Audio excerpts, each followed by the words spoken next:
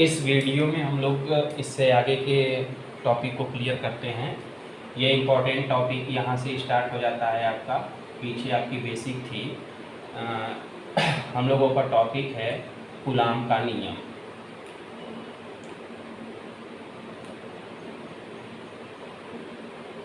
Coulombs law,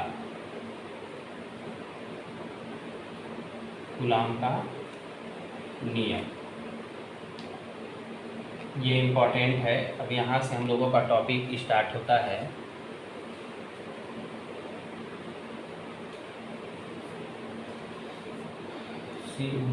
ध्यान दीजिए, ये जो कूलाम का नियम है इसको आप लोग क्लास 11th में पढ़े होंगे। न्यूटन के गुरुत्वाकर्षण बल का नियम ठीक उसी प्रकार से होता है। जो गुरुत्वाकर्षण बल का नियम होता है वह किसी पिंड के द्रव्यमान पर लागू होता है, और ये जो कूलाम का नियम है, या यूँ कह सकते हैं वैद्युत के कूलाम का नियम बिंदु आवेश पर लागू होता है। बिंदु आवेश बोले तो वह आवेश जिनकी दूरियां उन दोनों बिंदु आवेशों के बीच की दूरियों के, या यूँ कह सकते हैं कि बिंदु आवेश वह आवेश जिनकी विमाएँ उन दोनों बिंदु आवेशों के बीच की दूरी का नगण्य होता है, अर्थात डायमेंशन मान के चलिए बहुत ही कम होता है। ऐसे आवेश बिंदु आवेश कहलाते हैं। तो ये जो कूलाम का नियम होता है यह कहाँ लागू होता है? बिंदु आवेश पर लागू होता है। कहाँ लागू होता है? बिंदु आवेश पर। बिंदु आवेश क्या होते हैं कि इनकी जो विमाएँ होती हैं, इन बिंदु आवेश की जो विमाएँ होती हैं, इनके बीच की दूरी का क्या होती हैं? नगण्य होती हैं। तो उनको क्या बोलते हैं? बिंदु आवेश कहते हैं। तो कूलाम ने बताया था कि यदि दो बिंदु आवेश हैं, तो मान लीजिए दो धनात्मक बिंदु आवेश, एक Q1 है और दूसरा Q2 है। इन दोनों बिंदु आवेशों के बीच की दूरी हम मान लेते हैं क्या है? स्मॉल r है। तो इन्होंने बताया था, कूलाम ने, कि अपने प्रथम नियम में, इनके दो नियम हैं, तो प्रथम नियम में इन्होंने बताया था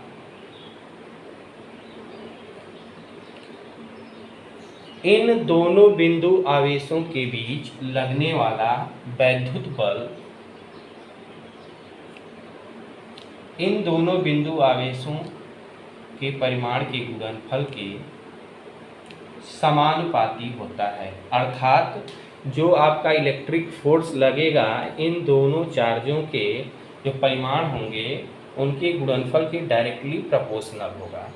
ये स्टेटमेंट कौन सा है? कूलाम के नियम का प्रथम नियम है।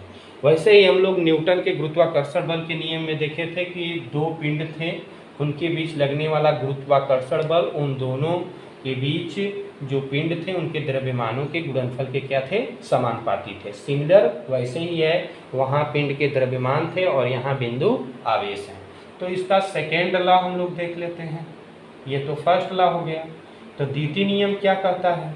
तो द्वितीय नियम कहता है कि इन दोनों बिंदु आवेशों के बीच लगने वाला जो वैद्युत बल होता है इन दोनों बिंदु आवेशों के बीच के दूरी के वर्ग के विलोमानुपाती होता है, अर्थात हम कह सकते हैं डायरेक्टली इन्वर्सली प्रोपोर्शनल होता है। तो ये आपका क्या हो गया? Equation second.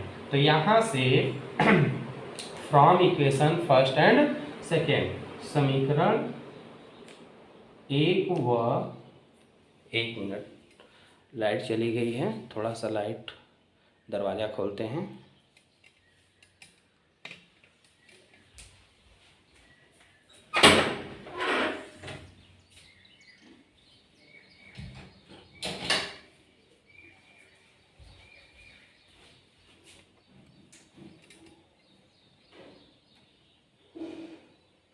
हाँ, अब थोड़ा सा ध्यान दीजिए। समीकरण 1 व 2 से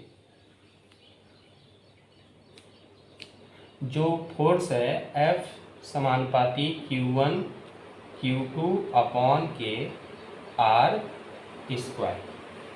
तो यहाँ से हम लोग देखते हैं F बराबर K Q1 Q2 upon K R square.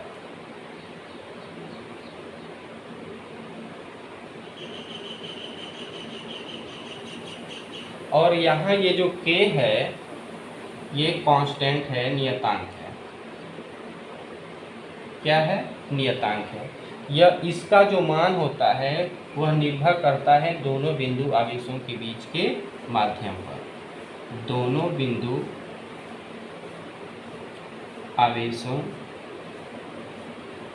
के बीच के माध्यम पर कि इन दोनों बिंदु आवेशों के बीच कैसा माध्यम है। माध्यम बोले तो यह दोनों बिंदु आवेश कहाँ रखे गए हैं? हवा में रखे गए हैं या किसी अन्य डाइलेक्ट्रिक मीडियम में रखे गए हैं, उन माध्यमों पर निर्भर करता है। तो इस हम समीकरण 3 को, इसको एक थर्ड इक्वेशन मान लीजिए। इस समीकरण 3 को आप ये भी लिख सकते हैं F बराबर K के जगह 1/4 पाई एप्साइलन नॉट। कभी कभी एप्साइलन नॉट को हम लोग एप्साइलन 0 भी पढ़ते हैं, मतलब एप्साइलन नॉट को एप्साइलन 0 भी पढ़ सकते हैं आप। और ये हो गया Q1 Q2 upon K R square.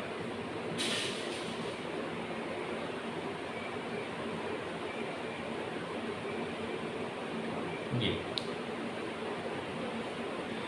अब यहाँ से ध्यान दीजिएगा,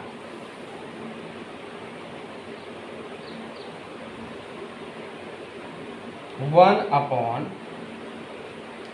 4 पाई, यहाँ पर लिख लीजिए भी, वेयर जो एप्साइलन नॉट या इसको एप्साइलन 0 बोलते हैं, यह निर्वात का वैद्युतशीलता है। निर्वात का वैद्युतशीलता,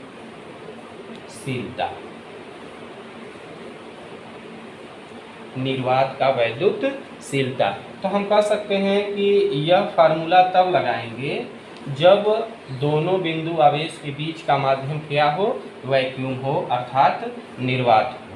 तो यहाँ से ये जो 1/4 पाई एप्सिलॉन नॉट होता है, इसका मान आपको याद रखना पड़ेगा। यह न्यूमेरिकल्स लगाने में आपका हेल्प करेगा। 9 × 10⁹ न्यूटन मीटर स्क्वायर अपॉन के कूलम्ब स्क्वायर। ये आप इसको नोट्स करिए। तो यह फार्मूला हम लोग तब लगाएंगे जब दोनों बिंदु आवेशों के बीच का माध्यम क्या हो? निर्वात हो। यदि हमारा इन दोनों बिंदु आवेशों के बीच कोई माध्यम, मान लीजिए कंडीशन है जब दोनों बिंदु आवेशों के बीच माध्यम हो या परावैद्युत माध्यम हो।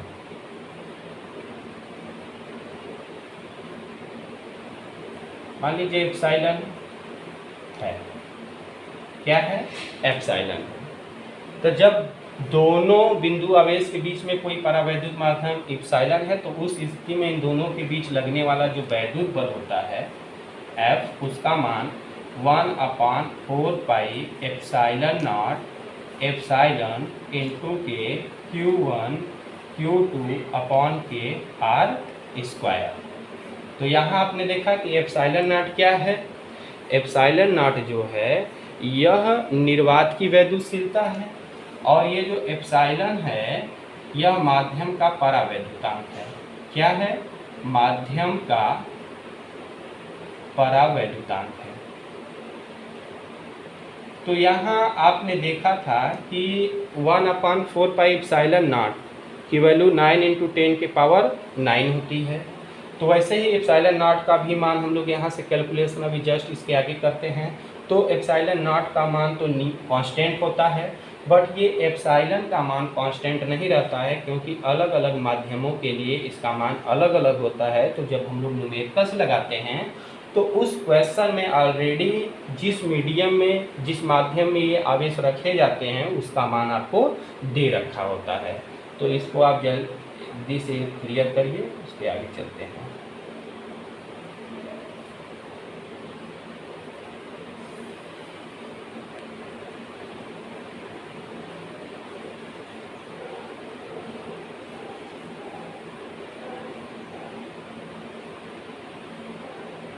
अब हम लोग एप्सिलॉन नॉट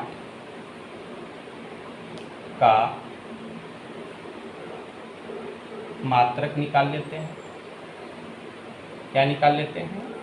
मात्रक। तो अभी जस्ट हमने आपको बताया कि 1/4 पाई एप्सिलॉन नॉट बराबर 9 × 10⁻⁹ न्यूटन मीटर स्क्वायर पर कूलम स्क्वायर होता है। तो यहाँ से हम लोग जो है एप्सिलॉन नॉट का मान भी निकाल लेते हैं। एप्सिलॉन नॉट का मात्रक व मान दोनों कर लीजिए, वैल्यू और इसकी यूनिट दोनों निकल जाएगी यहाँ से। तो एप्सिलॉन नॉट आप करेंगे क्रॉस मल्टीप्लाई, तो 1/4 × पाई इंटू ये यहाँ आ जाएगा 9 × 10⁻⁹ जब आप क्रॉस मल्टीप्लाई करते हैं तो यहाँ से एप्सिलॉन नॉट बराबर 1/4 यहाँ 22/7 × 9 × 10⁻⁹ तो ये 7 कहाँ चला जाएगा? ऊपर चला जाएगा।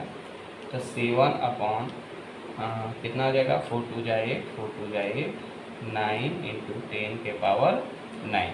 तो एप्सिलॉन नॉट की वैल्यू 7 × ये 9 है तो ऊपर ले जाइए, तो प्लस में है तो क्या हो जाएगा? माइनस में, अपॉन के 9 8 जा 72, तो 7 कैरी हो गया, 9 8 जा 72, 7 9 ना हो गया। तो इसको हम लोग जो है 7000 लिखिए। तो यहाँ पर 3 0 आपने बढ़ाया तो यहाँ 3 और कर दीजिए,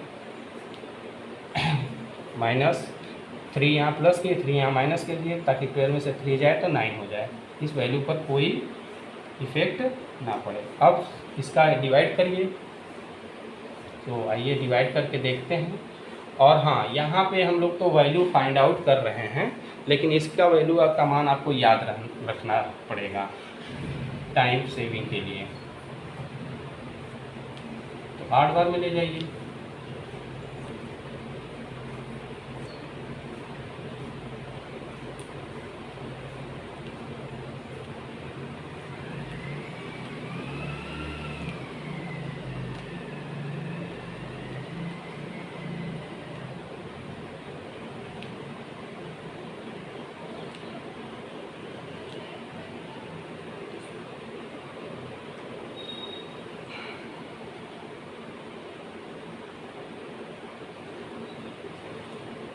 हाँ, इसकी वैल्यू लगभग में 8.12 होता है। ठीक, 8.854 × 10⁻⁻12 लगभग अप्रॉक्स इतना होता है। अब हम लोग यूनिट की बात कर लेते हैं। तो जब एप्सिलॉन नॉट यहाँ जाता है तो इसका जो फार्मूला निकल कर आता है वह क्या निकल कर आता है? तो देखिए, यहाँ से आप थोड़ा सा ध्यान दे दीजिए यूनिट पे, तो यूनिट के साथ क्रॉस मल्टीप्लाई ऐसे कर लीजिए। तो एप्सिलॉन नॉट यहाँ चला गया, ये पूरी की पूरी वैल्यू इसके जगह चली गई, और ये कूलम स्क्वायर इसके जगह चला गया। तो कूलम स्क्वायर ऊपर चला गया, तो कूलम स्क्वायर अपॉन के ये न्यूटन मीटर स्क्वायर कहाँ चला आया? नीचे चला आया। तो हम कह सकते हैं कि एप्सिलॉन नॉट का जो मान होता है वह 8.854 × 10⁻⁻12 होता है। यूनिट कूलम स्क्वायर पर न्यूटन मीटर स्क्वायर होता है। इसे जस्ट फेयर करें।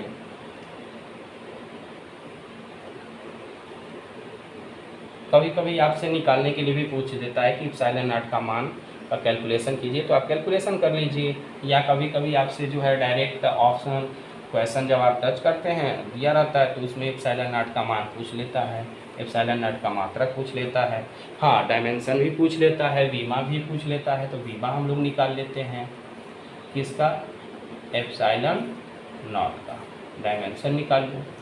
तो यहाँ से क्लास 11th में आपको वीमा निकालना बहुत इजीली तरीके से जान रहे हैं।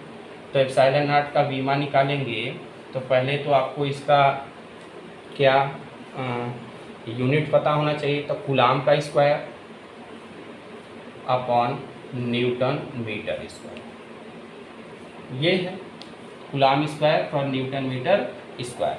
तो कूलाम क्या है, चार्ज है। तब पहले हम लोग आवेश की वीमा निकाल लेते हैं, किसकी, सी बोले तो कूलाम मतलब चार्ज का वीमा। तो चार्ज का वीमा निकाल लीजिए। तो चार्ज का बीमा होता है I इंटू टी, मतलब वैद्युत धारा इंटू समय। तो वैद्युत धारा की बीमा A और समय की बीमा T। फिर उसके बाद न्यूटन बोले तो फोर्स का बीमा। तो फोर्स का बीमा यहाँ से निकाल लीजिए। तो फोर्स का बीमा होता है mL/T⁻²। अब किस तरीके से ये आ रहा है आप 11th में सीख चुके हैं, यहाँ आपको बीमा सीखने की ज़रूरत नहीं है। मीटर लेंथ का बीमा निकाल लीजिए। तो ये तो आपको सबको पता ही है क्या होता है, L होता है। तो इस प्रकार से इन तीनों बीमाओं को इस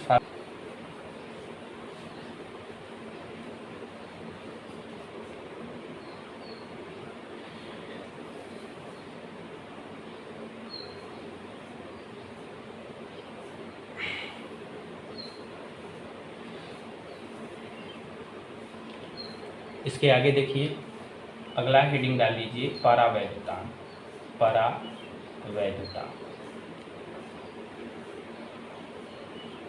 डाइलेक्ट्रिक कांस्टेंट।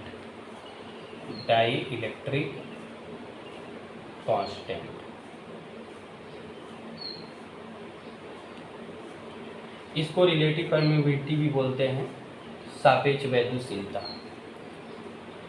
तो ये क्या होता है, इसका डिफिनीशन जब समझिएगा। तो मान लीजिए दो बिंदु आवेश है, Q1 है, Q2 है। तो पहले स्थिति में इन दोनों बिंदु आवेश के बीच में क्या है, निर्वात है। क्या है, निर्वात है। दूसरे वाले में इतनी ही दूरी पर दो बिंदु आवेश हैं, Q1 और Q2। लेकिन इन दोनों के बीच में क्या है, कोई एक माध्यम है, निर्वात को छोड़ करके मीडियम। तो इन दोनों आवेशों के बीच निर्वात पे लगने वाला वैद्युत बल हम मान लेते हैं F0 है। और जब इन दोनों बिंदु आवेशों के बीच में कोई माध्यम लाते हैं तो इन दोनों के बीच लगने वाला फोर्स क्या है, M है, अर्थात मीडियम में लगने वाला फोर्स Fm है। तो जो डाइलेक्ट्रिक कांस्टेंट है इसको आप एप्सिलॉन आर, रिलेटिव परमीबिलिटी भी बोलते हैं, एप्सिलॉन आर से डिनोट करते हैं। तो हम कह सकते हैं कि जो परावैद्युतांक होता है वह दो बिंदु आवेशों के बीच निर्वात में लगने वाले वैद्युत बल F व दो बिंदु आवेश जिनपे माध्यम Fm है, तो माध्यम पर लगने वाला बल Fm के अनुपात के क्या होता है, बराबर होता है। या हम ऐसे कह सकते हैं कि जो परावैद्युतांक होता है वह निर्वात में लगने वाले वैद्युत बल तथा माध्यम पे लगने वाले वैद्युत बल के अनुपात के क्या होता है, बराबर होता है। तो इसका मान हम लोग निकाल लेते हैं। तो जैसे मान लीजिए निर्वात में वैद्युत बल, तो F0 बराबर 1/4 पाई एप्सिलॉन नॉट, पीछे हम लोग चर्चा कर चुके हैं, Q1 Q2 अपान के R², ये 1 हो गया। अब माध्यम में लगने वाला फोर्स, तो माध्यम के लिए भी हमने आपको बताया है 1/4 pi epsilon not epsilon Q1 Q2 R²। अब इन दोनों का मान इस फार्मूले में रख दीजिए। तो एप्सिलॉन r बराबर क्या है, 1/4 pi epsilon not into Q1 Q2 upon के R²। Fm का वैल्यू का मान रखिए, तो 1/4 pi epsilon not epsilon into Q1 Q2 upon के R²। तो यहाँ से R² कैंसिल, Q1 से Q1 Q2 cancel, 4 pi epsilon not से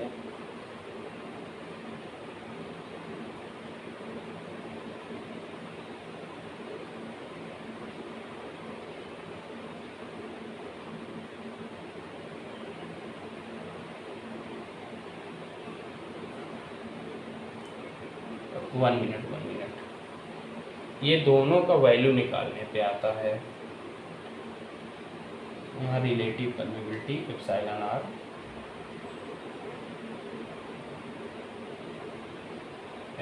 r कर लीजिए, यहाँ एप्सिलॉन कर लीजिए, ओनली एप्सिलॉन। तो यहाँ से इसे रिप्लेस कर लीजिए, ये मीडियम के लिए कर लीजिए, रिलेटिव परमेबिलिटी डायरेक्ट कर लीजिए, कोई दिक्कत नहीं है।